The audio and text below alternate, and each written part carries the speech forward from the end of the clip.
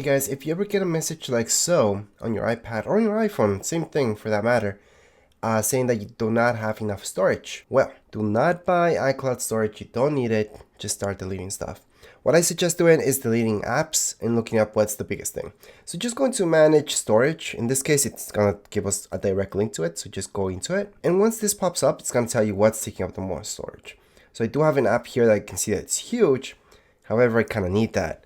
There's other apps that I don't need them at the moment and I can always get them back. I'm not going to lose anything. Such as YouTube, for example. We can just delete that, re-download it, and done. Just sign in to your own YouTube account so you can start watching everything. You're not going to lose anything just by deleting that app. And that's the same thing with any other app that is online, such as Facebook or Twitter or anything like that. Just delete it, download it later on, and then you should be able to just update your iPad or your iPhone, whichever got that error. So right now, that's exactly what I'm gonna do. I'm gonna go ahead, remove app, and don't just remove it from your home screen. Choose what I did, which is to delete everything. All you have to do is just sign back into it once you're ready to go.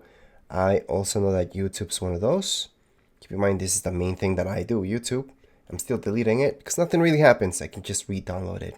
So no big deal. So I'm removing the apps.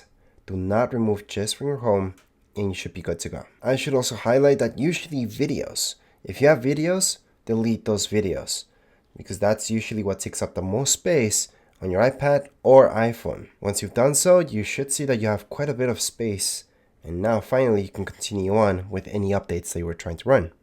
So we can always go back, software update, and right here it should be able to proceed and just install. Anyways, that would be it for this video. If you guys have any comments, questions, you guys can write down here in the comments area. Don't forget to subscribe and like. Thank you.